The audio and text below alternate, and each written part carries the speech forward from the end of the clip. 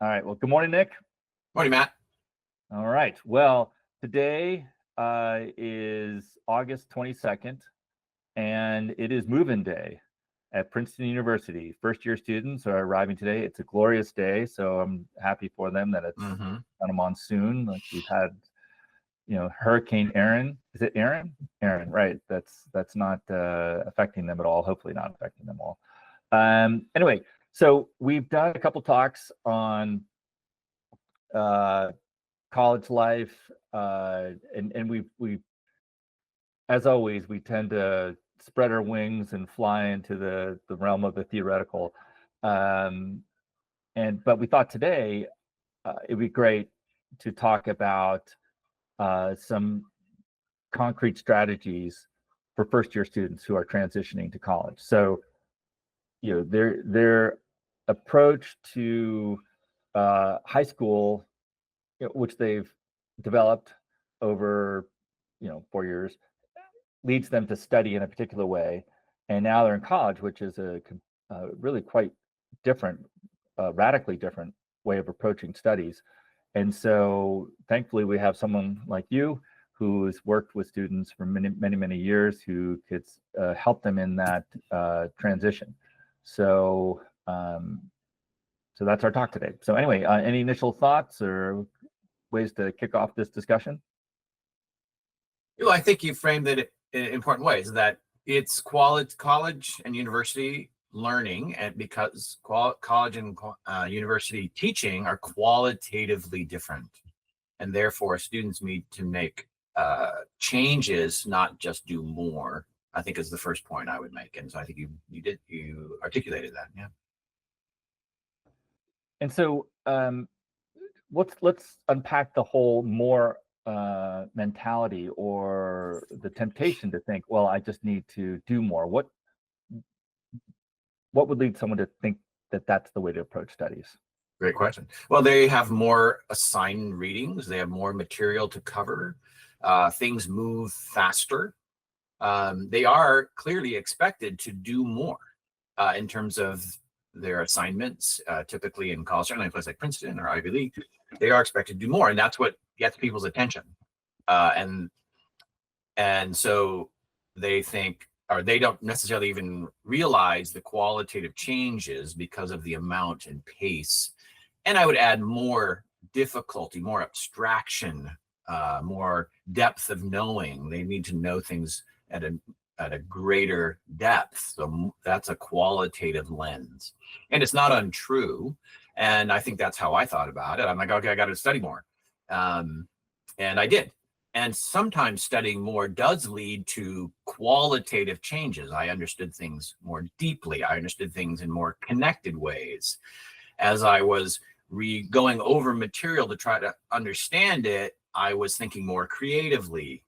And so that can follow from putting in more time, but it doesn't necessarily follow from putting in more time and more intensity. Many students, even at Princeton, do more of the same. They go over things many times, for instance, or they try to read every single word, thinking that is the pathway to the depth of understanding and the creativity and the flexibility that their exams and papers and things need.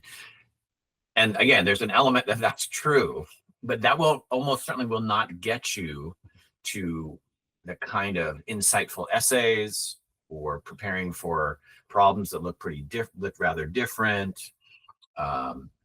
making connections across units or texts. Those things don't necessarily follow from simply doing more of the same. So, and given that, I mean, there's a reason. Part of the reason why more doesn't work is you only have so much time and energy. So that's so you just you could exhaust yourself and still not finish the reading. That's right. So that's one thing. But you hinted at or pointed at the fact that there's different expectations. So let's unpack that a little bit, because it's not like necessarily explicit to a high school student, but they're picking up these cues of how to succeed and how to do well and get good grades. And they might, so that's part of the approach to thinking, well, if I do more, I'll get this, I'll still do well, because they're Mhm. thinking in a particular way That's right. toward how to succeed. And now, in a way, they have to chuck that out the window and come up with, different ways. Can you explain the kind of the uh, how like the high school expectations on how to Yeah. succeed versus college expectations? Yeah, I think it's useful to kind of characterize those. So high school or secondary school, most of them really reward compliance, that you do what you're asked to do. And if you do, and it's very explicit, so your teachers keep track, they tell you what to do, what's expected. It's built into the curriculum. The homework problems build up to the quiz problem. The quiz problems look a lot like the exam problems. So if you master those when you get to the exam, you're quite ready. So K-12 education socializes students who have drive and aspirations to achieve, to conform. Do what you're told to do, and you will be successful. That is part of college and university education, but actually you need to make a lot more decisions, and sometimes not do what the professor says to do, or do it in that order. Be more creative, make tough choices. You don't have time to do everything. Professors are notoriously bad at predicting how long it takes a student to do something. So that's a pretty fundamentally different approach. And if you haven't been, not only not been practiced at that, but you've kind of learned not to digress from what they are told, there's a lot of challenge to that. So that I think the characterization is in high school, K-12, very incremental. We're going to make the smallest possible step. You're going to see this problem many times. We're going to go through Shakespeare's Romeo and Juliet very methodically. And if you stick around and you follow me and make these small steps, you will get there. And that's not a bad strategy in some respects for mastery. But at places like Princeton and at Berkeley, there's often a very different approach, which is we're going to throw this information at you, and they're going to see how big a step you can take, not how little. And it can be shocking to students. And they often interpret that as something like, well, the professor didn't teach well because they didn't give me everything I needed, rather than, no, the purpose, what we're trying, and there's some of that.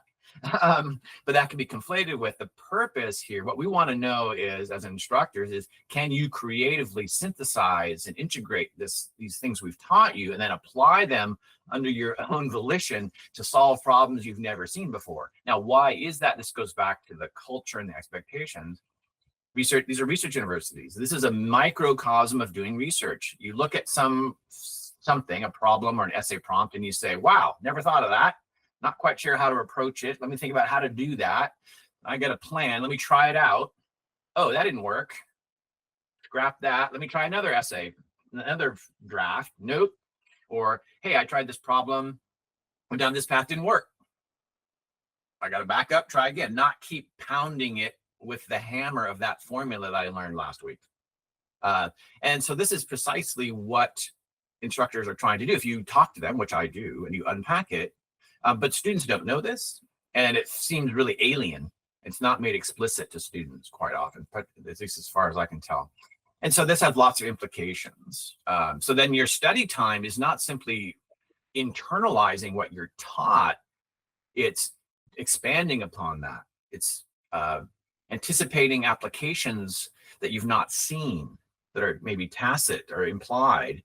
It's making some creative connections across units and topics. Even that is not common in K-12. Like I'll stop after this one. If you read multiple texts in a class, they're like serially. Okay, I read Of Mice and Men, and then you write a little thing about it. And then you go on to Shakespeare and then you write a little thing about it. Well, in college, you're going to be like, okay, connect those.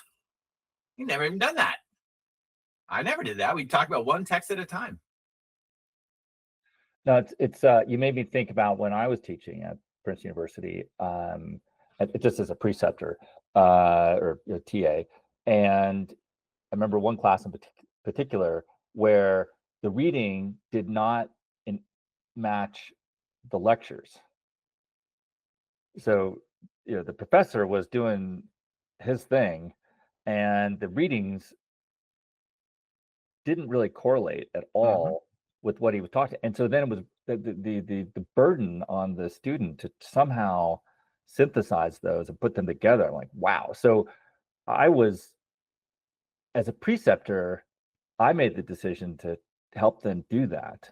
But that was, I mean, I'm not trying to, pat myself in the back, but that's not common amongst a lot of preceptors, because there's this, the idea is that, oh, we're supposed to have this rich conversation in precepts. So we have this dialogue, whatever. And I'm like, but a lot of the students come to those precepts and they're confused and they don't really going on.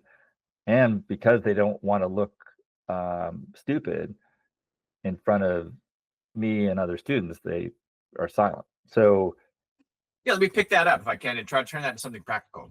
yeah. So anyway, one thing I'll tell students is the relationship between the class time, the lecture, and the reading material is often not very close, and it's actually not clear either. And it can change week to week or text to text. What is this? Is this text in contradiction to the professor? And you're supposed to be thinking, kind of interrogating it. Does it provide some background? Is it an application? Is it a historical context, so that these professors' ideas that they're talking, they're talking about, you see where they come from? They can have all these different relationships. This didn't happen in high school. Well, not to me. right. A teacher explained the text, and we did these activities. And if my teacher, I remember this is a long time ago in high school, would say like, oh, if on the test, if you say what the textbook says, which is different than what I say, then that's right. You'll get the points.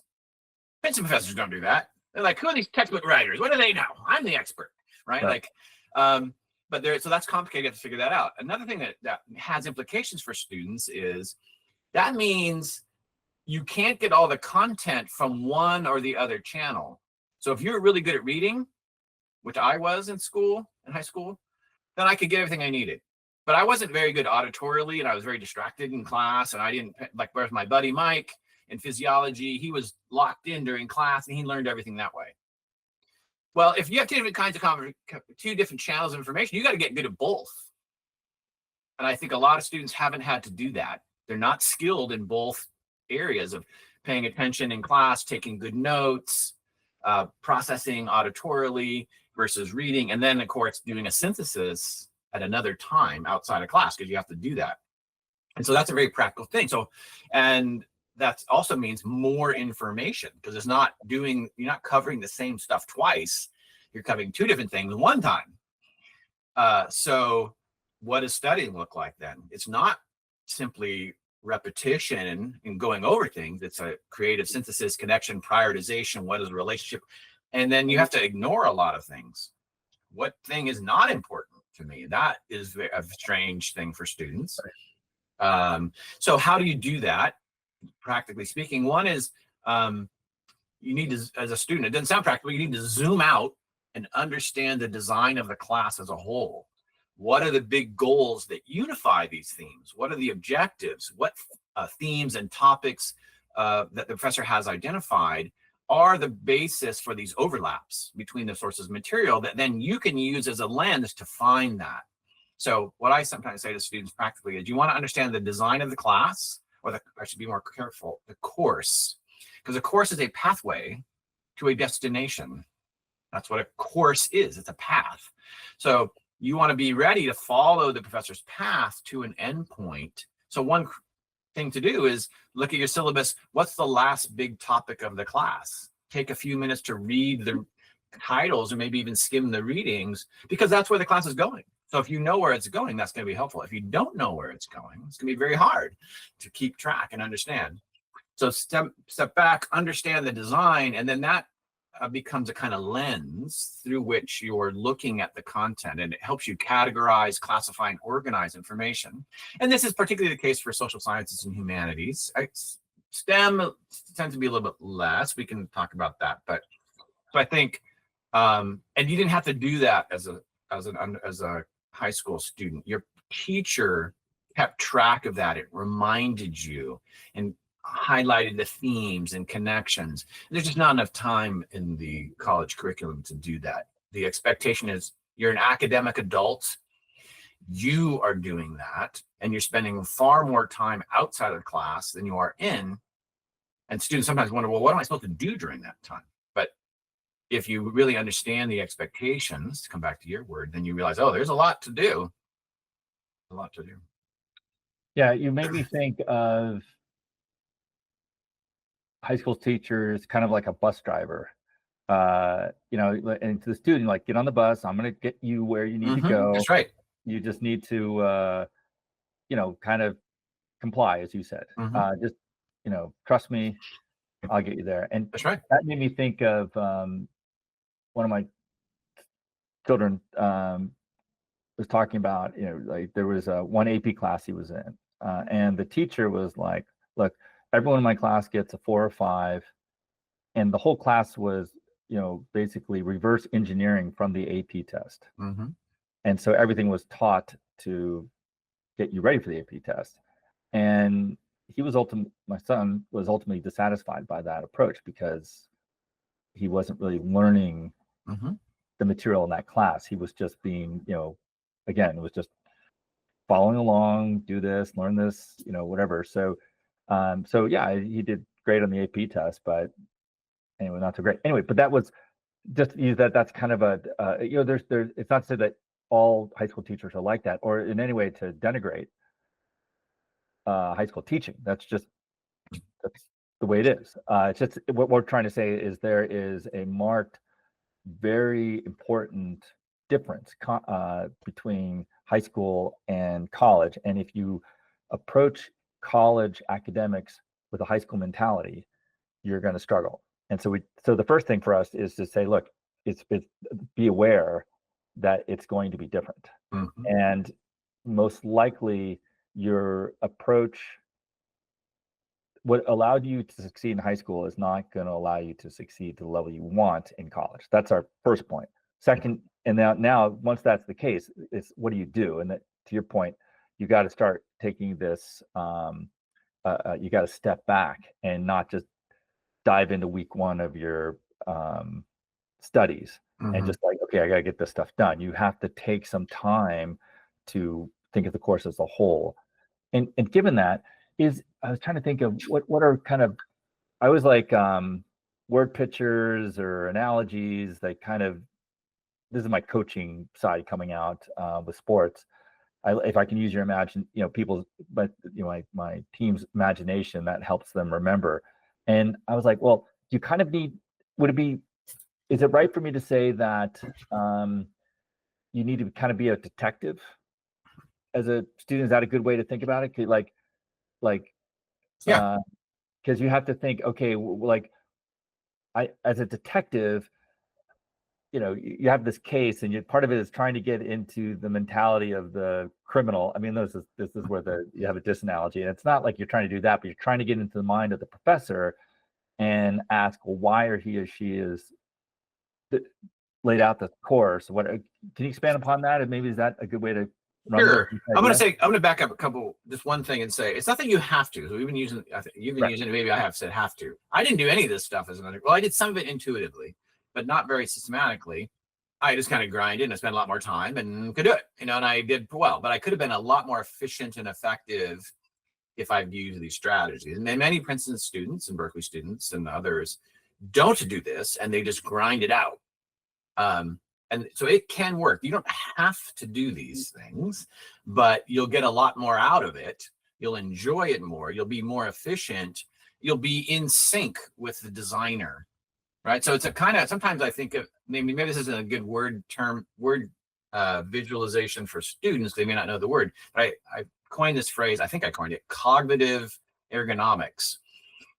So the professor designs the class, and you're supposed to fit into it. So your chair, everything we do, any built object in the world was designed with ergonomics in mind for the user's physical and other ways of interacting. And so there's a kind of hand-glove relationship. So if you're trying to, I guess if I continue with that metaphor, the class is designed like this and you're going like that, you're not going to fill out the class, right? Because you don't understand its design. that's one. I've never used that metaphor, but and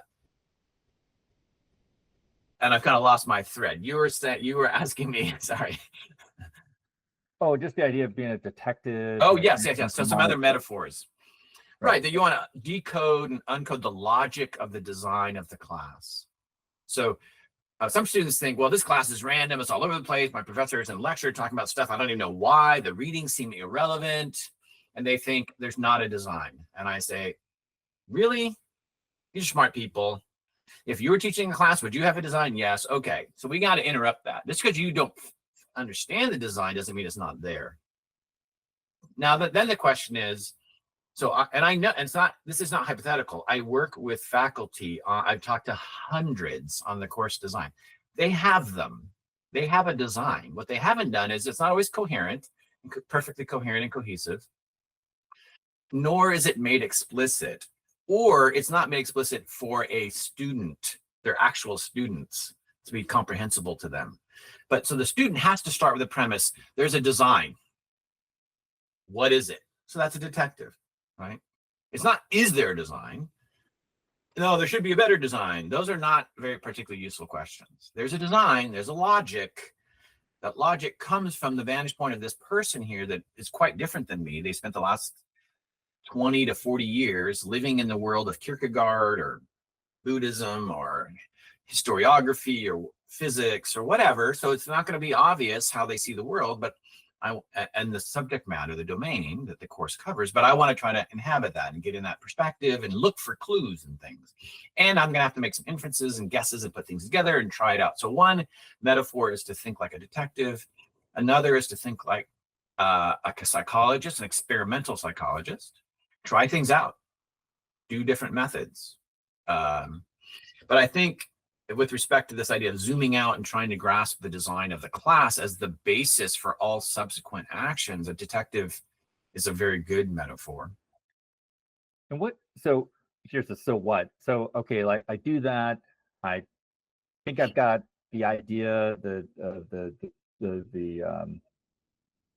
methodology and the course and the purpose and what they're trying to get. What does that do for me? Yeah. So what's next? Well, so a few things. One is then as you're going through, say, the lecture material, you're clear about the priorities or how information connects to one another, what the classificatory systems are.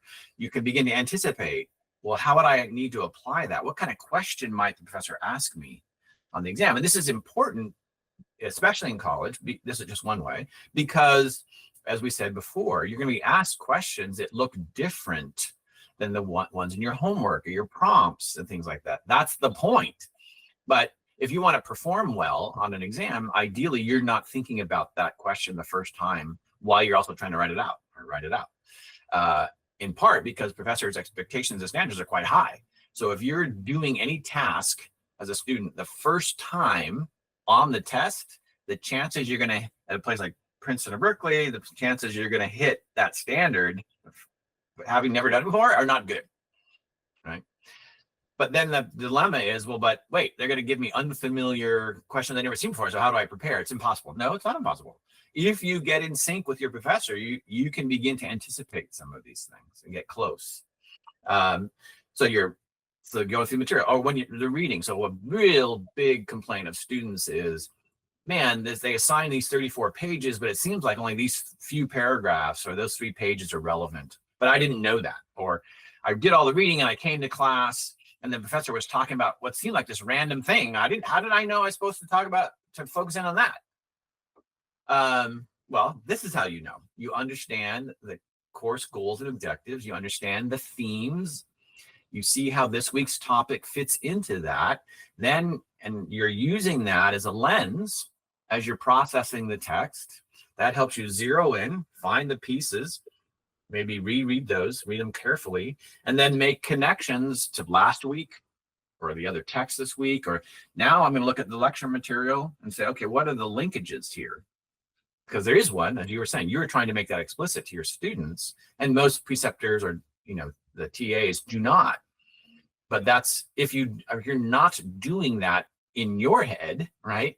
Then you're not getting out of the class what's expected, nor are you making much sense of the class, which is not very fun. I always like to say, nonsense is not motivating.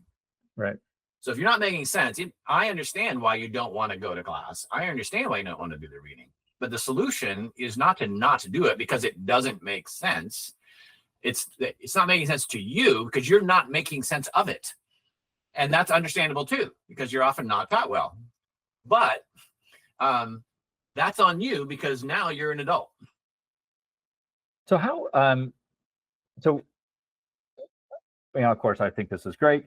But if I put myself in the shoes of a student, I'd be like, well, this sounds great, but I don't have the time to do it. And then I think secondly, the idea of like getting in sync and thinking about where you prioritize your time, that suggests that you're going to dismiss some material or trust yourself to say, well, this is unimportant. But then to do that is really hard. Like I know students, because like one thing I used to do with them would say, okay, every article we read, you have an index card for it. And you're only allowed to use one side and you can't write microscopically. You have to, put out, like what you think the thesis is and maybe 2-3 points. That's it. And I had a few students who would do it, but I said that you cannot write any more on there. You have to trust yourself to say this is important and these pages or this idea is not really, this is secondary and not really critical or vital for the class. Boy, that's a tough sell. Totally. So how do I respond to that? Yeah, how do you respond to that? I mean, it's hard. I mean, it's just really hard to get students to trust themselves and to take this time.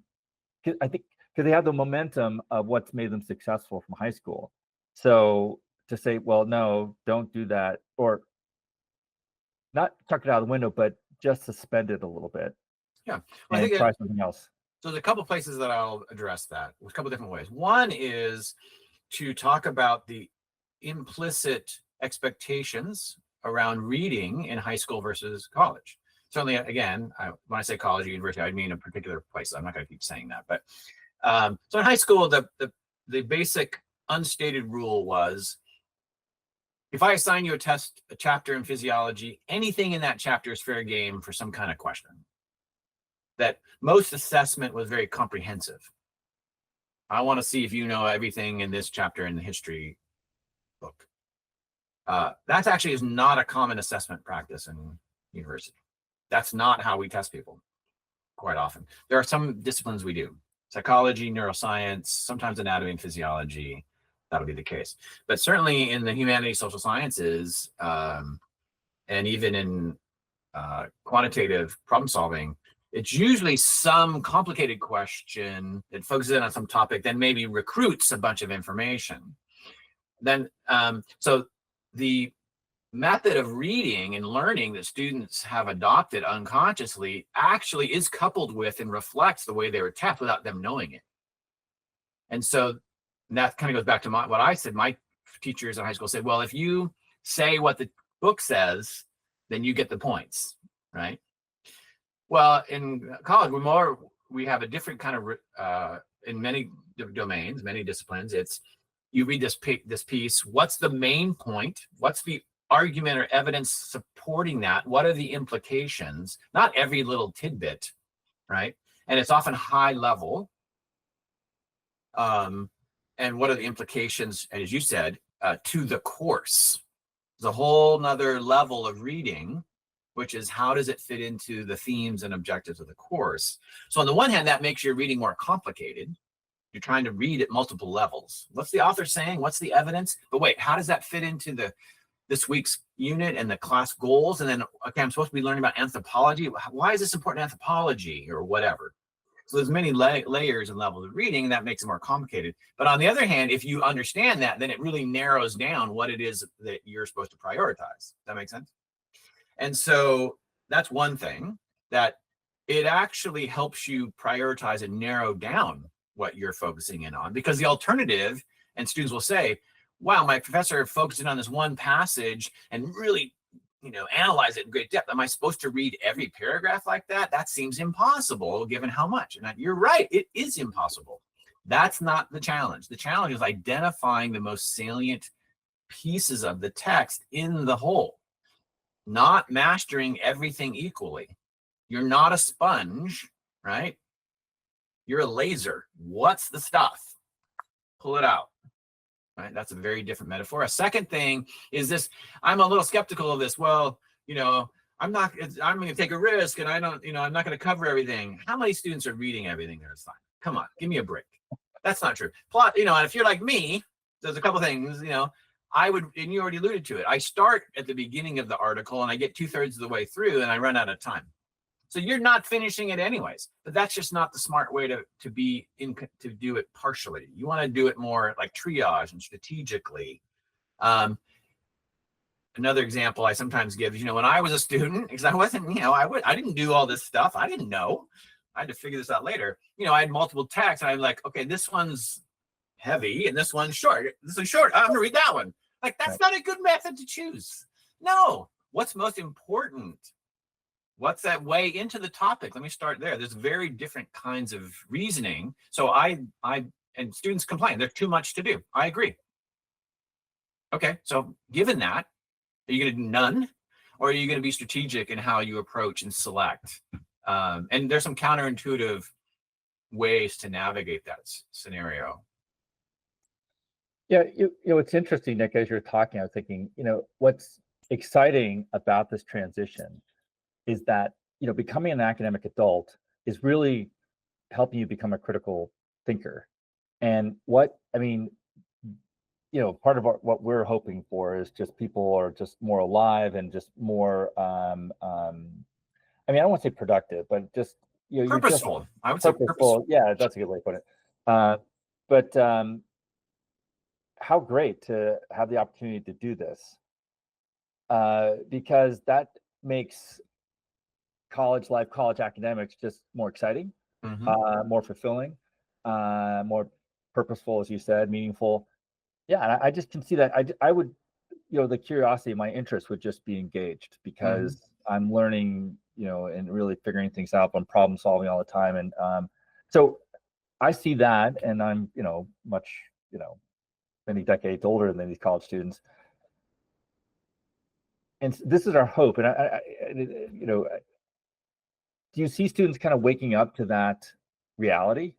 And that must be energizing both for them and for yourself as well. Yeah, well, I think they can. So I'm going to come back to something I didn't say. One of the consequences of just grinding and doing more is that's at odds with doing something different. To do something different, you need to step back. And pause and reflect and say, what can I do different? So doing more work can actually get in the way of working more can actually get in the way of working differently, because working differently requires some assessment, some decision-making, trying things out. Not only is it risky, but it does take time, but it's a different mindset. It's a different orientation toward the task.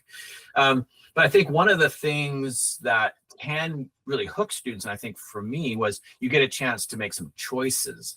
So you have a research paper, and you get to pick from a thread or theme in the class to explore more in depth that reflects your interest. And so if you really engage that, and not, as I did sometimes, pick papers that you felt like you could do and were not too hard and get a good grade, but they're not as transformative. Like, I understand that, but that you're missing out on one of the benefits and privileges of being an academic adult, which is some sort of choice and agency about what you focus on. Or you get given a prompt for an essay in your writing class, your English class, or something else, and you're like, oh, wow, I want to do this. And I remember, but that could be really hard, and I'm going to have to go read a bunch of stuff, and it'd be much safer to do that, to do Y, not X.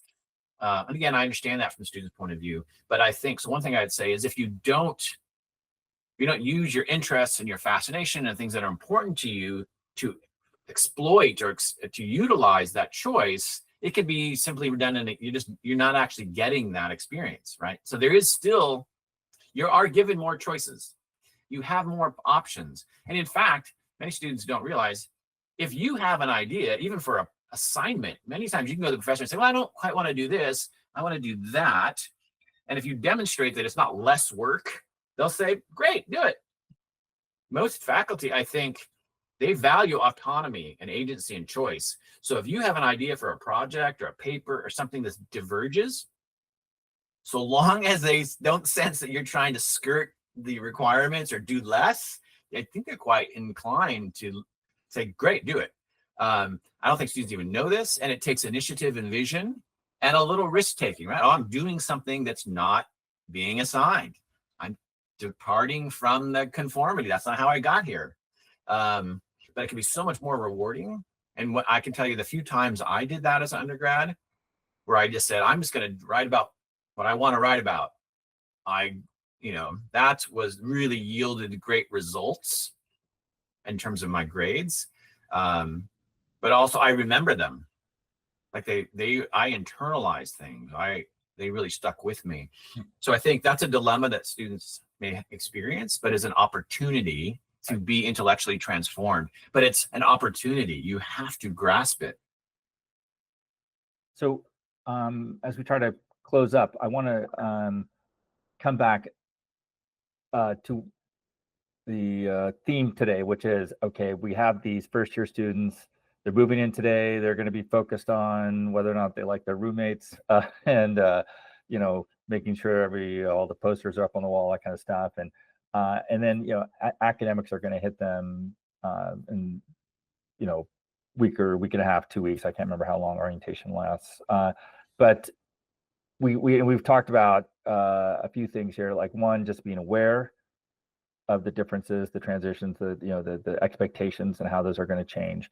Two is this idea of being a detective or just somehow stepping back and kind of assess or figure out the course of the course, let's say. And then some of the implications that has in terms of how you prioritize your time, energy, and attention in the coursework, and how you might, maybe not read certain things and reread certain other things. And we also talked about the fact that that's going to, not a cost, but there's a risk there that, because you're having to make some choices. That's and right. Are those right or not? I mean, I think you can develop that skill where you're like, but it's going to take some time, and you have to practice that. That's so right. You might make some mistakes, but that's okay, because after 4 years, you're going to be really, increasingly you're going to be on the mark, and that's going to be great. So, okay, so those are all great, really good, I think, practical strategy. Is there anything in the few minutes that we have left that you would want students to know? So picking up that thread, so one is to experiment and practice and try things out, but another is there are people in the institution who do have knowledge. So first year students tend to look to other first year students to take their cues. Who knows the least about the new context? The people sitting next to you in the class, the ones that you're like, oh, they're doing it that way. The professor says this, all the students take notes, I'm taking notes. No disrespect to you first year students, but you don't know diddly, okay? Like, the least. So go and talk to tutors, not just about physics, but how to learn physics. We have academic coaches, peer mentors. The student asks those questions about the how. How do you prioritize information? How do you make these choices? How do you select? What are you doing differently? You ask the student, what do you do differently than you did in high school? How do you do it? There's people and resources available to you. You can also ask those questions of your PAs and your professors. So that's one big thing. Yes, there's your experimentation. You can change the conversations you're having and get access to material for you, because there are some people that are immersed in this new culture and have thought about it. Now, not everybody, I must say. You're going to get some bad advice too. So you have to use your own judgment or discernment, but you don't have to invent it each time. That's one big point I'd make. Yeah, I think that's really great, but I think I just want to be cognizant of the fact that in itself is a risk for a lot of students because you're saying, go seek help. And I'm going to say, go seek growth. Right, but I'm just saying, like, for a lot of students, they're saying, well, if I admit that I need help, that's somehow a sign of weakness, or I'm not smart enough, that imposter syndrome that we talked about. When I remember I used to shout from the rooftops, I said, asking for help is one of the most courageous things you can do.